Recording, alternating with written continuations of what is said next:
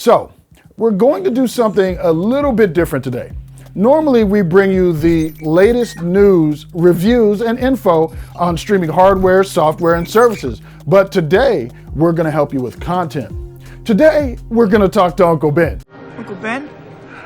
No, not that one. Make it tonight, make it tonight, make it tonight. No, not that one either. Yes, that's him. With great fanfare, dropping the same week as the big Star Wars Celebration convention, Disney Plus's latest Star Wars spinoff, Obi-Wan Kenobi, has been released and is the most watched release, the most watched premiere in Disney Plus history. With so many good things to watch on so many services, should you add this to your list? 3 episodes in, this is my spoiler-free review.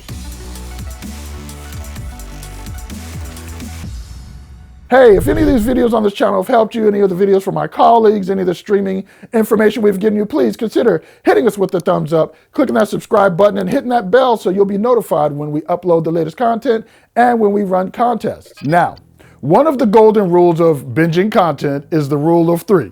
You may have heard of it. If you watch the first episode of something and you like it, but you're still feeling lukewarm, give it 3 episodes. Some shows take a moment to develop the characters or expose the conflict, and by episode 3, you should be into that. So here we are, Obi-Wan Kenobi, or as he refers to himself in this series, just Ben. Let's use the 3 episode paradigm and ask and answer 3 questions. Number 1, do I need to be a Star Wars fan to enjoy this series? Number 2, what of the Star Wars series should I have already watched to understand what's going on in this series? And number 3, what are the themes and issues dealt with in these episodes that may or may not be of concern to an adult watching with children? First question. At its core, Obi-Wan Kenobi is a space action adventure series, and if that kind of content tickles your fancy, then you don't necessarily need to be a Star Wars fan, though it definitely helps. But allow me to establish something when it comes to the notion of Star Wars fan. I, for instance, am a Star Wars cinema fan, meaning I love the movies. Well, most of them. But I've never read the comic books or graphic novels or any fan fiction. I've watched only some of the cartoons, like a dozen or more episodes of Clone Wars, and most recently The Bad Batch on Disney Plus. Then there are the Star Wars fanatics. They've seen each film, likely watched many of the cartoons and read the comics, books, etc., etc. And that kind of gets us to the second question. Should you have watched any of the previous movies to understand the series?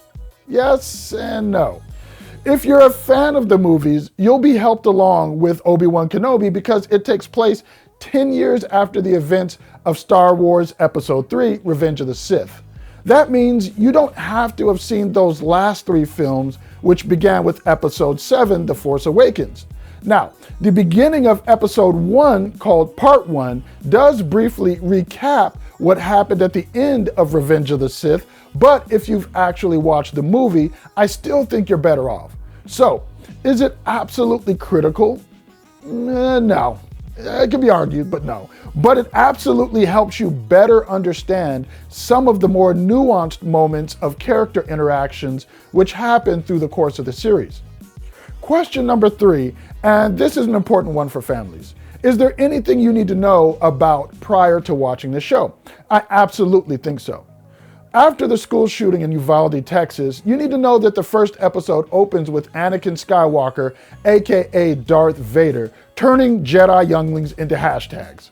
It doesn't actually really show him killing them, but it is a tense scene, and given the proximity to that recent mass casualty event in Texas, this may be a tough sequence for younger viewers. Then in episode 3, there is some more killing on a smaller scale, but it is fairly brutal. Not bloody, just kind of cold-blooded. With that said, it isn't any more violent than any previous Star Wars properties, so if you have young ones who've seen any of the movies, they'll be fine here, except for that potentially sensitive Jedi younglings killing scene where we don't actually see them killed in Part 1. So let's talk spoiler-free about these first 3 episodes themselves. As a fan of Star Wars, I thoroughly enjoyed them, but My wife was completely disinterested in part one. She actually fell asleep. She isn't a Star Wars fan and was not really that into The Mandalorian even until the Grogu story arc developed. With her, it was love at first sight with the little baby Yoda creature, and that hooked her through the rest of the series. Part one of Kenobi is methodic, paced. For some, that may mean slow. We're going to get to know the Jedi who went from being badass enough to dispatch Darth Maul and go slap chop on Anakin. Soup, coleslaw stuff, we want 5 seconds, 4 or 5 seconds, it's done. And is now a broken man. A man who eschews his Jedi way, telling those who knew him as Obi-Wan to just call him Ben. But get through episode 1, and in part 2, you'll be rewarded with a few things. You get to meet some villains who are a joy to watch ply their trade. One villain, played by Moses Ingram, already has fans loving to hate her, but not all for the right reasons. We'll get to that in a moment. The story definitely picks up the pace and introduces a story arc, which is a tad annoying at first, but by episode 3 really settles in and creates some moments of real connection between the series' lead actor Ewan McGregor and his co-star Vivian Lyra Blair, who plays young Princess Leia, aka Leia Organa. Episode 3 delivers on the promise of the series and will give you some very strong reasons to keep on to part 4 when that drops. Kind of like how Grogu came in and really picked up the series for many people with Mandalorian. Episode 3 really picks up. There are some great moments in the episode, and we really get to see just how tortured a soul Ben Kenobi really is now. He definitely needs some therapy. And getting back to Moses Ingram's character, it seems that when we've had actors of color in recent Star Wars films, the small-minded but vocal fans who take issue with that have caused a ruckus. They did it with Boyega, they did it with Tran, and now that toxic element of the fandom has been sending racist messages to Ingram via her IG account. But in a rare move, the official Star Wars account and McGregor, one of the show's executive producers as well, came out in full support of Ingram, saying in part, "There are more than 20 million sentient species in the Star Wars galaxy. Don't choose to be a racist." We stand with Moses. We love Moses. And if you're sending her bullying messages, you're no Star Wars fan in my mind. There's no place for racism in this world. And I totally stand with Moses. It's way past time they took a hard line against this kind of foolishness, and I think it's past time that I get out of here. So, shout out to Star Wars for taking a stand.